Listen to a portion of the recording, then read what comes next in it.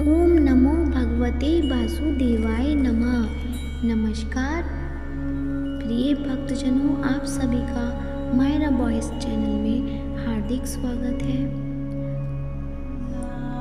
आज की इस वीडियो में हम सुनेंगे कार्तिक मास व्रत कथा का महात्म अध्याय 4। आज की इस वीडियो में हम जानेंगे कार्तिक मास व्रत कथा के चौथे अध्याय में भगवान ऋषि सूत जी नारद जी को आगे बताते हैं कि भगवान मछली के समान रूप धारण कर विंध्यवासी कश्यप ऋषि की अंजलि में आ पहुँचे।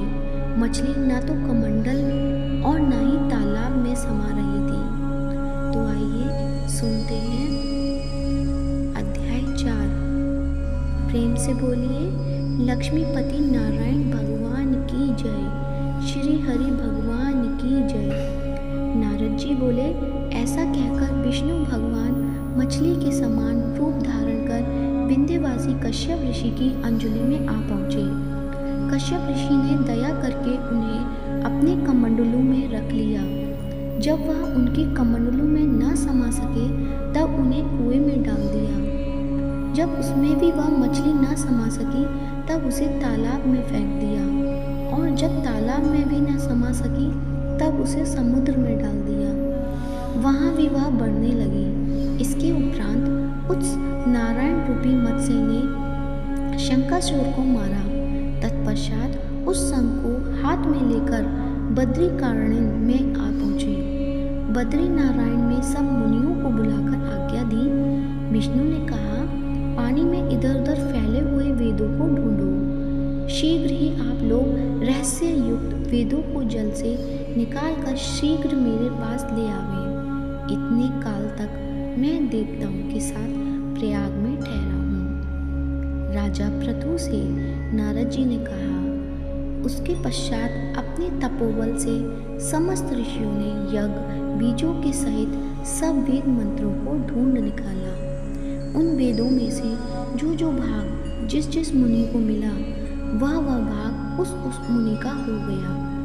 तत्पश्चात हे राजन, उसी दिन से उस भाग के वे ही ऋषि कहलाए। सब वेदों को लेकर मुनिगण प्रयाग में आए और ब्रह्मा को उन लोगों ने सब वेद समर्पित कर दिए। सब वेदों को पाकर ब्रह्मा बड़े प्रसन्न हुए। तुरंत ही उन्होंने देवता तथा ऋषियों के साथ अश्वमेध यज्ञ किया। यज्ञ के अंत में देवता, गंधर्व, यक्ष, नाग और गण विष्णु को भूमि में दंडवत करके प्रार्थना करने लगे। देवता गणों ने कहा, हे देव, हे जगन्नाथ, हे प्रभु, हम लोगों की प्रार्थना सुनिए। हम लोगों के हर्ष का समय है, इसे आप हमें वरदान दीजिए। इस स्थान में नष्ट हुए वेद पुनः ब्रह्मा को मिले हैं। हे लक्ष्मीपति, आपकी अनुकंपा से हम लोगों को यज्ञ का भाग भी यहाँ मिला है। इसलिए यह स्थान आपके प्रसाद से आज से पृथ्वी पर मैं सर्वप्रधान पुण्य को बढ़ाने वाला, मुक्ति और भक्ति को देने वाला हो गए। ब्रह्म हत्यादिक महान पापों का नाश करने वाला आज का यह समय भी परम पवित्र और अक्षय फलदाता हो, ऐसा वरदान हम लोगों को दीजिए।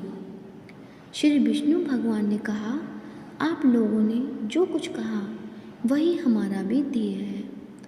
जैसा आप लोगों ने मुझसे कहा है वैसा ही यह ब्रह्मक्षेत्र जगत प्रसिद्ध होगा। सूर्यवंश में उत्पन्न राजा भागीरथ गंगा जी को यहाँ पर लावेंगे और गंगा जी का सूर्य पुत्री यमुना जी के साथ यहाँ पर संगम होगा। आप लोगों तथा समस्त ब्रह्मादिक देवताओं के साथ मैं भी यहीं पर रहूँगा और यह स्थल तीर्थयात्र के नाम से प्रसिद्ध होगा।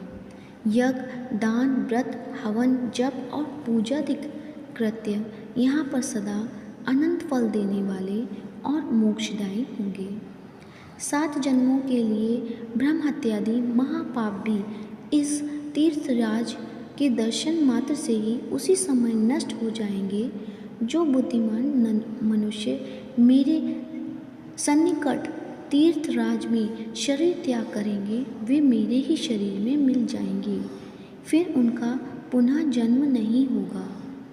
जो प्राणी यहाँ अपने पितरों के उद्देश्य से श्राद्ध करेंगे, उनके पितर साक्षात मेरे समान रूप वाले हो जाएंगे। यह समय भी समस्त प्राणियों को महापुण्य फल देने वाला होगा। जो लोग इस तीर्थ राज में मकर राशि के सूर्य माघ में स्नान करेंगे, उनके समस्त पाप विनष्ट हो जाएंगे। मकर की संक्रांति होने पर माघ मास में प्रातःकाल स्नान करने वालों के केवल दर्शन मात्र से सब पाप नष्ट हो जाते हैं, जैसे सूर्य से अंधकार का नाश हो जाता है। माघ के महीने में मकर संक्रांति के होने पर स्नान करने वाले प्राणियों को मैं सालोक्य, अपना लोक, सामीप्य, अपने समक्ष, सारूप्य, अपना स्वरूप, इन तीनों मुक्ति को प्रदान करता हूँ। हे मुनिवर्य, आप लोग मेरे शब्दों को सुनिए। मैं सर्वत्र व्याप्त रहता हूँ, सर्वदा बद्रिकारण्य में निवास करता हूँ। अन्यत्र सैकड़ों वर्ष तक करने पर जो फल प्राप्त होता है, वही फल यहाँ एक दिन में मिल जाएगा। जो महानुभाव मेरे उस स्थान बद्रिकाश्रम का दर्शन करेंगे, वे जीवन मुक्त हो जाएंगे और उनके समस्त पाप नष्ट हो जाएंगे। श्री सूत जी बोले, इस तरह विष्णु भगवान उन सब देवताओं से कहकर ब्रह्मा जी के साथ ही अंतर्ध्यान हो गए और इंद्रादि देवगण भी अपने अंशों को वहीं छोड़कर अंतर्ध्यान हो गए। जो कोई प्राणी इसे शुद्ध मन से सुनेंगे अथवा सुनावेंगे, वे तीर्थराज प्रयाग और बद्रिकारण्य जाने के समान फल को प्राप्त होवेंगे। बोलो कार्तिक भगवान की जय, लक्ष्मीपति नारायण की जय। गोविंद हरि गोपाले हरि, जय जय प्रभु दीन दयाले हरि। आ जाओ प्रभु मन मंदिर में, आ जाओ प्रभु मन मंदिर में। प्रभु मेरी भी अब वारी है, इस दास को लो अब चरणों में। गोविंद हरि गोपाले हरि। बोलो वृंदावन बिहारी लाल की जय।